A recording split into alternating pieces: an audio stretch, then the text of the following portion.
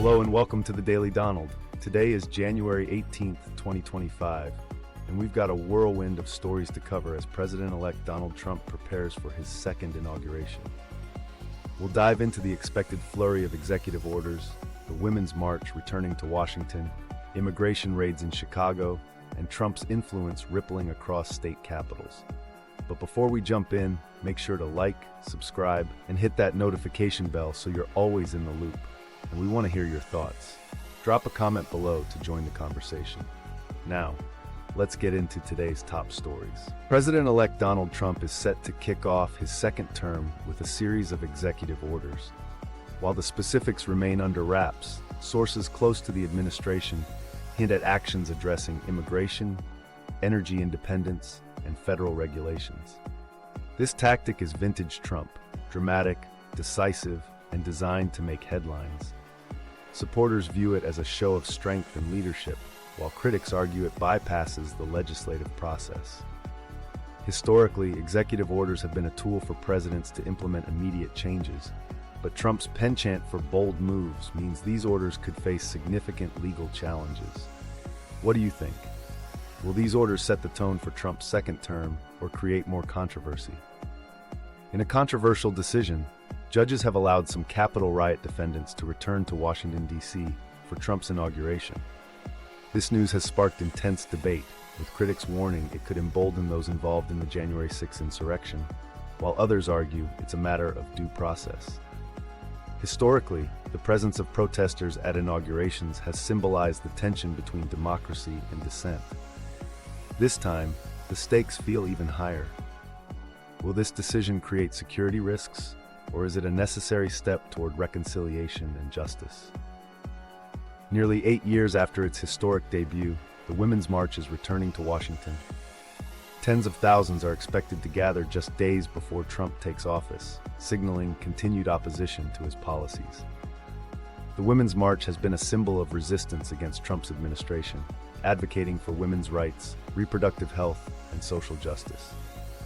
Supporters of the march see it as a powerful statement of unity, while critics dismiss it as divisive.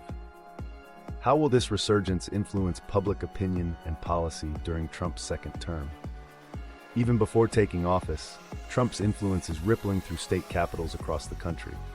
From abortion legislation to tax reform, state lawmakers are embracing policies that align with his vision. Supporters view this as evidence of Trump's lasting impact on American politics, while critics worry about increasing polarization at the state level. Historically, state capitals have been battlegrounds for ideological shifts, and Trump's presidency is no exception. Will this trend strengthen state-level governance or deepen national divisions? Resettlement agencies are racing to help refugees before Trump takes office, as his administration plans to impose stricter immigration policies. This scramble highlights the uncertainty and fear many refugees face, as well as the challenges of navigating U.S. immigration policy. Supporters of Trump's approach argue it's about national security and fairness, while critics see it as a humanitarian crisis in the making. What do you think? Is this a necessary step to secure borders or a moral failing on America's part? On day 2 of Trump's presidency, his administration is planning a large-scale immigration raid in Chicago. This operation aims to target undocumented immigrants with criminal records, but has drawn sharp criticism from activists and local leaders. Supporters of the raid argue it's a step toward law and order, while opponents fear it will tear families apart and sow fear in immigrant communities. Historically, immigration raids have been a contentious tool in enforcing federal law, raising questions about ethics and effectiveness. What impact will this raid have on Trump's broader immigration strategy? Finally, New York City Mayor Eric Adams shared details of his meeting with Trump at Mar-a-Lago. The two discussed reviving manufacturing jobs in the Bronx and a potential Middle East ceasefire deal. While Adams avoided questions about his criminal case, this meeting has raised eyebrows about his relationship with Trump and its implications for his political future. Is this a genuine collaboration or a calculated political move? Let us know your thoughts. And that's a wrap for today's Daily Donald.